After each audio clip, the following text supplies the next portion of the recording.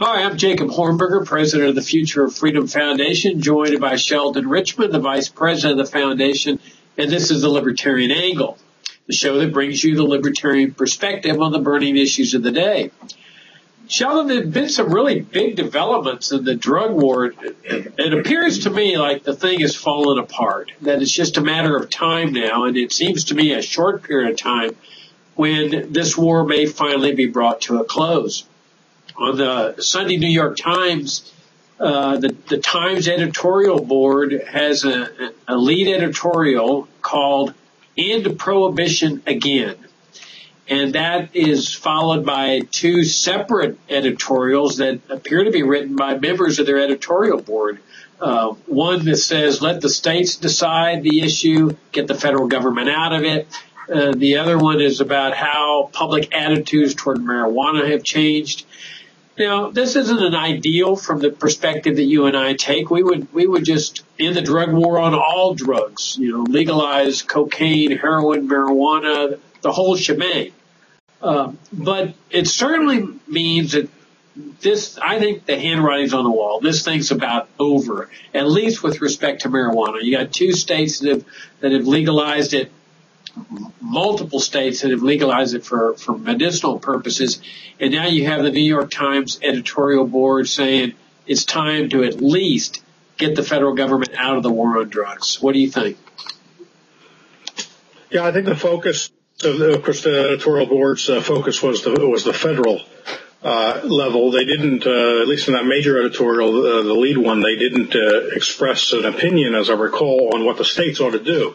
So it was really just arguing a federalist issue and saying the national government should get out of it and leave it to the states to decide. They did mention that I think over a majority of states either legalized it altogether, have turned it into a medical matter, or have reduced the penalties. If you count all those together, I think you get something like 2/3 of states.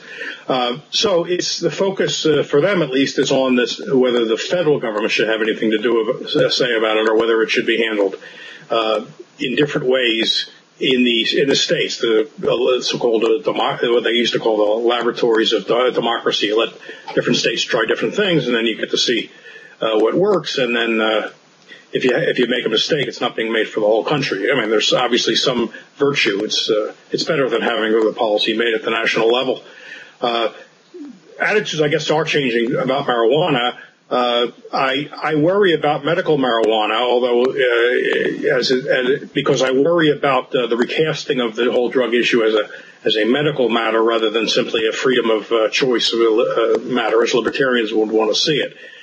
We already have a substantial therapeutic state, as Thomas Saz called it, where in the name of medicine there are an awful lot of intrusive laws that are maintained by the state governments as well as the national government, and to simply convert the drug issue into a medical issue doesn't mean we're heading in a libertarian direction, because there still can be tight controls on the use and crackdown on doctors who seem to be giving too easily prescribing marijuana.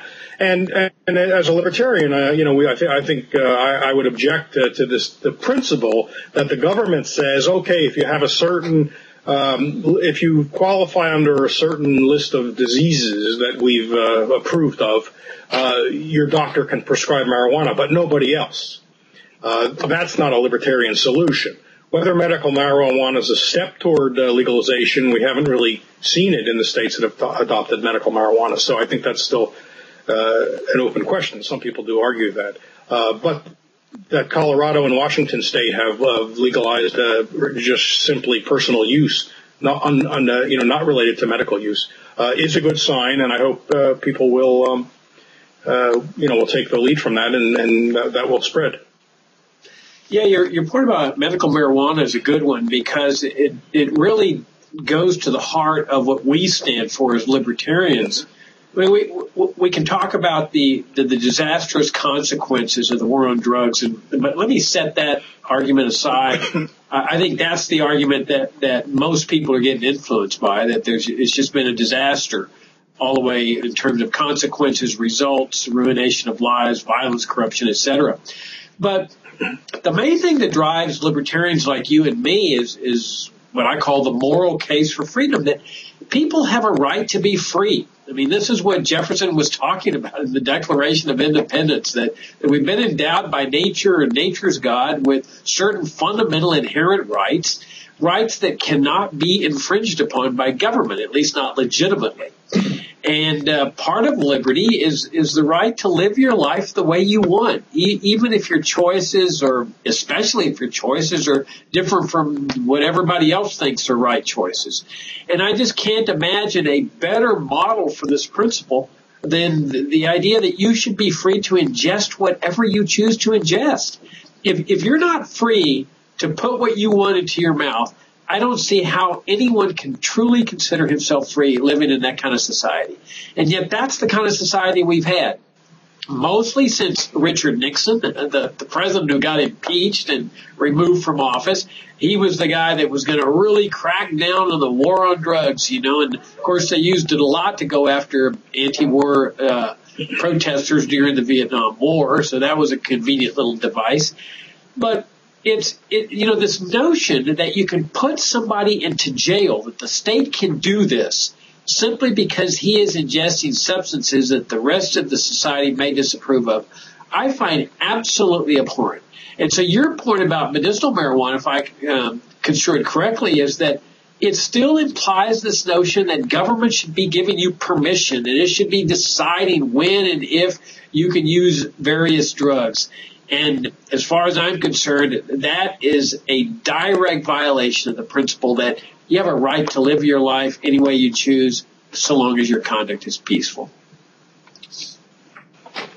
Yeah, that's right. That's right. And of course, I think you stated the stark issue right there. The fact that you can be locked up for years because you used a substance that's disapproved of by the political class and by the medical, by their deputies in the medical industry, is contrary to any ideas about freedom or free society. That is the starkest thing. And of course, let's add at this point the fact that the United States is the most prison-crazy society in the world. We have the highest number in absolute terms and percentage terms of prisoners, and a good many of them are in there for drug offenses, who didn't commit any violence, and there are still a lot of arrests for marijuana in different places, and I don't see how that's possibly consistent with a free society. I think one thing we have to get better at explaining to people is that when we call the drug laws, when we say the drug laws create victimless crimes, we're not saying that there are never any third party victims from people using drugs. Obviously, if a person drinks alcohol, which is perfectly legal, and spends his time getting drunk and not taking care of his family, paying the bills, and things like that, there are third party victims. But when we say victimless crimes, what we mean, and this is more of a legal term, is that in a drug transaction, there's typically not going to be a complaining witness, right? Because the buyer and the seller both want to be there. They're both buying and selling because that's what they want to do. So it's not like when you murder someone or you hit someone over the head where that person doesn't want to be part of that quote-unquote transaction. So that's what we mean by victimless. So the only way you're going to find out if two people are engaging in an exchange, a consensual exchange, the only way the police are going to find out if it's illegal is through tactics that we ought to abhor. Undercover, surveillance, corrupting people by paying them to become informants and things like that, because that's what the police are driven to do when you don't have a complaining witness. The victim of a theft is going to go to the police and say, I was robbed from.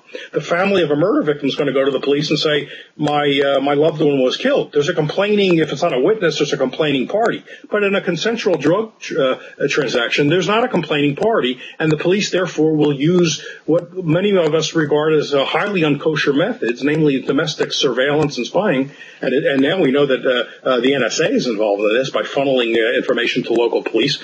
It's going to engage in tactics that anybody who values a free society should abhor.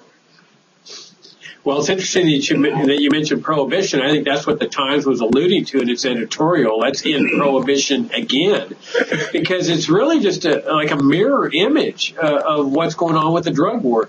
They're concerned about alcoholism. They talking about these kind of things that you're talking about, third party impact, families, and so forth. So they decide to make alcohol illegal. And it spawns this tremendous industry of violence, of gang wars, of Al Capone type things, shootings and so forth. And it doesn't accomplish what it was intended to accomplish, which was to end alcohol consumption in the United States. And in fact, probably alcohol consumption went up during Prohibition because of the forbidden fruit concept. And finally, and that was done through constitutional amendment. And that was what was very interesting about it, is that people recognized that would not have been constitutional because the government was not delegated the power to regulate or criminalize the consumption or possession or distribution of alcohol. So it took a constitutional amendment, and finally people said enough's enough. It hasn't worked. It'll never work. And all you're doing is giving rise to all these booze gangs and gang wars and so forth. Well, the same things happen with drugs. But by the time Nixon comes along, nobody cares about the Constitution except libertarians. You've got the Korean War and Vietnam War, and without any declaration of war, direct violation of the Constitution. And so they say, we'll just enact a drug law that was really no different in principle from the booze law. But they didn't get a constitutional amendment at that time. And we're now hearing the same result, or really much worse. Gangs, gang wars, violence, robberies, muggings, assassinations. I think the figures in Mexico, where the military is involved, because you often hear by the right wing here in the United States, we just got to get the military involved. Well, the military is involved. It's involved in Latin America. The U.S. military has been for decades. I think the last figures in Mexico are like 60 or 70,000 dead people as a result of the crackdown for the last 6 or 7 years. That's not because of drugs. It's because of the drug war. And so here we have a repeat where people are finally saying enough's enough. And you and I would like to see drugs legalized all across society, both at the state level and the federal level. But at the very minimum, this idea of getting the federal government out of this thing would be a fantastic thing. I mean, at least it would send a message. And my hunch is that most states at that point would start lightening up. If not totally decriminalization, I think you'd see at least small levels of possession. But as far as I'm concerned, just have a total free market in drugs.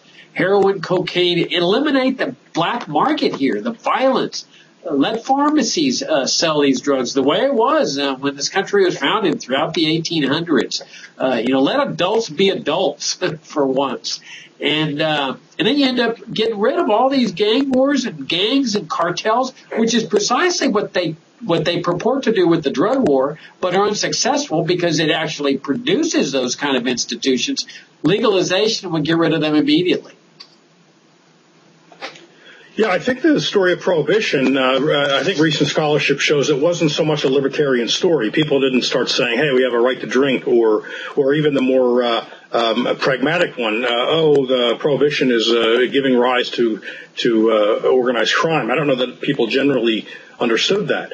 The scholarship I've read about just over the last 10, 15 years is that it was the realization that a lot of revenue was being lost because of the black market and not a legal market in alcohol. And of course that was the Depression, right? It was in 1933. It was the 20th Amendment was repealed, and or was it 21st Amendment? I lose track. But they needed revenue because there was a slowdown in economic activity, and I guess they figured people were drinking and would keep drinking, so therefore there was an untapped source of revenue. I think that was the big motive, at least according to one book that I read a review of a few years ago. And it reminds me of what's going on in the very county I live in Arkansas, which is not quite a dry county, but you can't. While restaurants it's increasingly easier for restaurants to sell liquor, wine, and beer by the drink. supermarkets can't carry it, and they're not allowed to. You can't have liquor stores in this county. And so there's a ballot access question that's going around for petitioning now that could be on the ballot in November. And the people who are in favor of permitting these sales of liquor like this are advertising on TV, but the sole angle that they are pushing is the loss of sales tax revenues. They're not saying anything about freedom. And I think they know that if they push that freedom angle, they believe they probably would not win. They won't get people to sign or vote for it. But instead, they're going at the pocketbook saying, look, all this sales tax revenue is going to other counties, which is true because people have to cross the county line to find a liquor store to bring liquor back. It also means you're on the interstate for 30 miles. They say they don't want kids to drink, and then they make them go on the interstate for 30 miles to find a liquor store. That doesn't really make sense, does it? But anyway, look, we might say, well, who cares why they decide to take the laws off? And I guess, there's something to that. Let's hope they take the laws off. If they're doing it for wrong reasons, okay, we'll take that because a lot of evils will disappear. I'm not sure they've gotten near the point where they're willing to extend that from things other than marijuana. Marijuana, I guess, has been beginning to get a reputation for being not harmful after all. After all, a lot of people have used it. Whether they're willing to even think about so-called hard drugs, I don't see any sign of that, but that means there'll still be black markets if the other things are not legalized. Yeah, I think that the main benefit would be is that there may be a cascading effect, that when people see the benefits from finally decriminalizing the ingestion or possession or at least possession of certain quantities, that all of a sudden the cascading effect says, oh, well, let's go further than this. The libertarians have been right from the beginning. And I think your point's right about most people looking at the pragmatic effects of this war and saying, hey, enough's enough. I think it's people like you and me and other libertarians that know that while we may be a very small minority in terms of what it means to be free, the essence of human freedom, that we're usually the driving force that gets people to start questioning the whole system. And so people may not be, 95% of the people, for example, may not be attracted to the case that, hey, you have a right to ingest whatever you want as part of being free. It's those of us that are in this small minority that I think lead the way in these kind of battles. And when I started FFF 25 years ago, I mean, we were holding lonely ground in this position. I remember I could do radio talk shows and just light up the phone lines immediately by just calling for drug legalization or an end to the war on drugs. And it's not like that anymore. I mean, it's a respectable position here. You got the New York Times at least calling for the legalization of marijuana, federal judges, prosecutors. The good thing about this, Sheldon, it seems to me, is it shows you the power of ideas and what can be done. I mean, there was tremendous resistance 25 years ago to the idea of ending the drug war. I mean, people said, oh, everyone will go on drugs and we can win this thing and we just got to crack down more. And now here we are 25 years later, and it looks like the whole thing is breaking down. And I think that's cause for optimism for those of us that are still battling hard with respect to the welfare warfare state.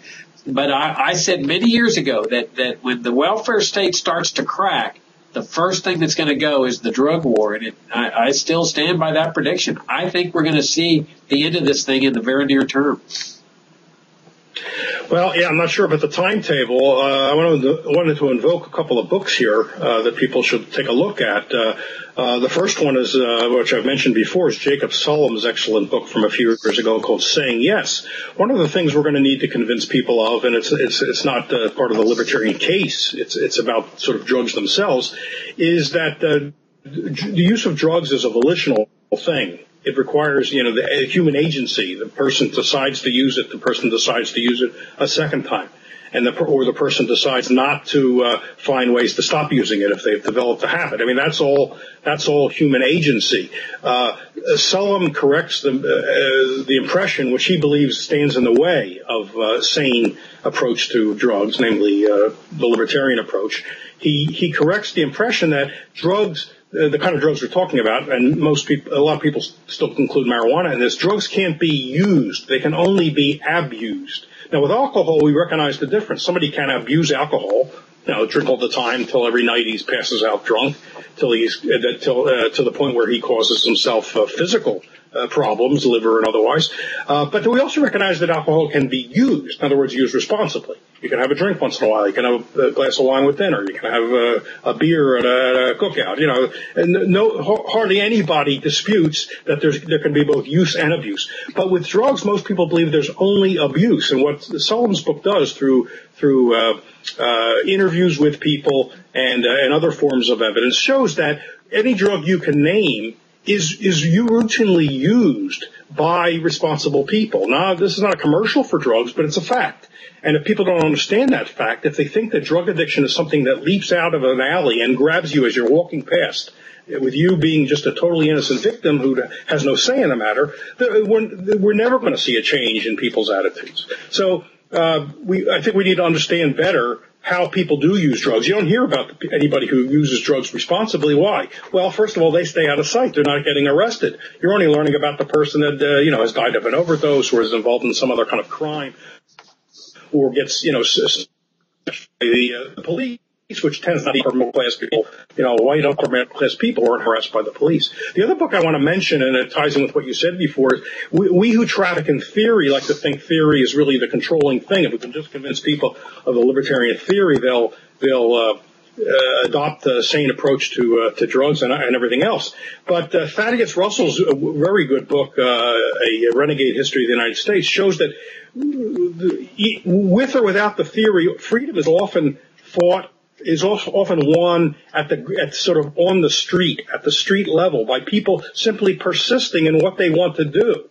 One reason why I think attitudes have changed toward marijuana is because marijuana users have not let the law deter them. They've plunged ahead. And more people know about marijuana because of that. They know people who use marijuana. They observe that it's not turning them into junkies and slothful people who never do anything or have no ambition. So I think we need to give credit to the people on the ground who fight. I say fight because I don't mean literally fight, but who just persist in doing what they want to do, this victimless crime, regardless of what the law says. And that's sort of a demonstration effect to a lot of people, and I think that's helped to change attitudes. Well, you've got this phenomenon where you have, whenever you have a cause, you're going to attract a lot of diverse people in that cause. I mean, there's those of us that just out of principle, we believe that people should be free to do these things as long as their conduct is peaceful. And then you've got the people that are actually drug addicts or drug users. And, my feeling is, Sheldon, that when a person's ingesting drugs, there's a reason they're doing that. They're taking a mind-altering substance. They're choosing to do that. They're finding the situation maybe in their life very painful. They're self-medicating. We can sit back and say, hey, this isn't the healthiest thing to do, but why not leave it to that person? I mean, why not rely on just moral suasion or therapy or rehabilitation or just talking to somebody if he's got a drug problem and so forth. This notion that the state should have the authority to put a person away for 20 years, 30 years because he has a drug problem, to me is just so shocking that it just boggles the conscience whenever I think about it. Now, let me mention about the people that are opposing this idea. I saw that there was some kind of petition or letter protest against drug legalization by the Association of Assistant U.S. Attorneys. These are federal prosecutors whose, of course, livelihood depends on this.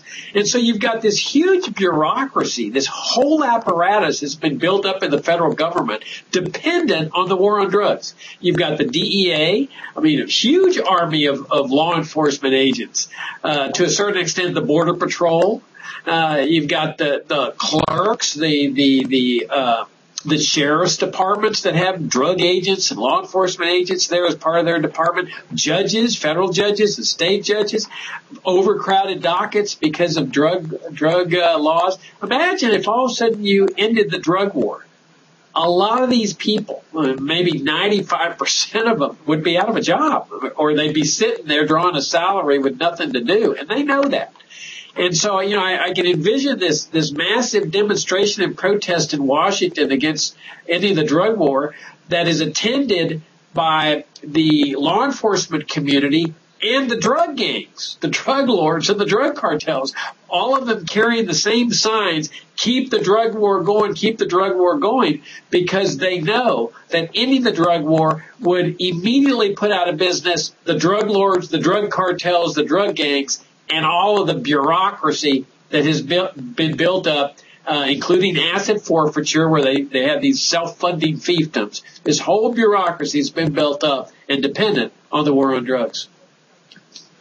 No, it's true. We can't overstate the vested interests in the war on drugs. And I'm not just talking about people who make money off it, outside of the law, officials who make money off it outside the law. We know there's a lot of that going on.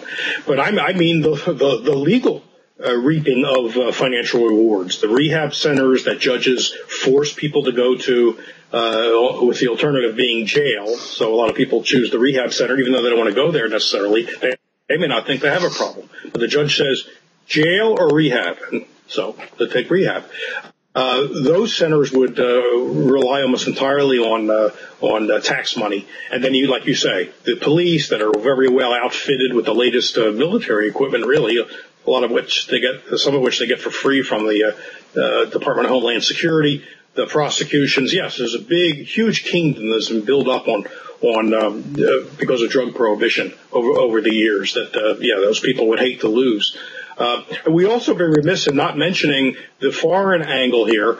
Of course, we have this issue now with these children coming over the border from Honduras and El Salvador, Guatemala, and it's pretty clear that a lot of that, maybe it's hard to measure, but a lot of that is because of drug gang-related violence. There's a great deal of violence in Central America because of drug gangs and the drug war. And I think it's very, very interesting, very revealing that every time some president of a Latin American country, or perhaps a retired president, says, we really ought to think about legalization because they understand the connection between the law, the black market, and the violent gangs. Every time one of those guys mentions the possibility of changing the laws, of maybe ending the drug war, the U.S. dispatches either its ambassadors down there or drug officials from Washington to head down there and tell them to shut up and stop talking about that. And the U.S. has the muscle to keep them quiet about that. That's disgraceful. And we're seeing one of the results of it right now. We know already about the violence that pours over the border, sometimes from Mexico into Texas, Arizona, and other places, the drug violence. But now we see all these kids coming, many of whom are simply trying to escape gang violence, which more often than not is drug-related. Yeah, it's a classic case of Ludwig von Mises' principle in economics, where one intervention leads to more interventions. Here you've got the drug war, which produces all this violence, which produces the children trying to escape and trying to save their lives, their parents trying to save their lives, and everybody goes into a tizzy over it. But nobody, or I should say nobody, but a lot of people don't want to look at the roots of the problem, which is the drug war itself. And your point about the militarization of the police is very well taken. I mean, the police, to me, look more like soldiers now in their SWAT uniforms. And we'd be remiss if we didn't talk about these military-type raids where they bash people's door down and they're shooting people, and people are thinking they're being burglarized, and they shoot and they get charged with murdering a cop. You've got all these warrantless searches, like in New York City, the stop and frisk stuff. A lot of this is all done in the name of the war on drugs. And let's not forget the racism involved here, where bigoted cops use the drug war to target blacks, to harass them, to stop them on the street, to search them, to send them away for long prison terms. Let's not forget the frame up in Talia, Texas, for those who say, the cops would never frame innocent people. Come on. Look at the people in Talia, Texas, when they framed that whole city of, large portion of the city of African Americans there. So, I mean, this thing is just crooked, corrupt. There's really no redeeming factors at all about the drug war. I can't think of one argument. They used to have good intentions. I don't even think they have that anymore, because everybody knows it's a disaster. And these people that say, victories are out around the corner, we've been hearing that for 40 years. So time to end this thing. I mean, it's good to see the New York Times coming out at least partially with calling for the federal legalization of marijuana, but it's really time to end this thing all across the board, all drugs and across not only the federal government, but all the states as well. Well, that's the show for this week. This is the Libertarian Angle with Sheldon Richman and Jacob Hornberger. Nice to be with you all, and we'll see you next time.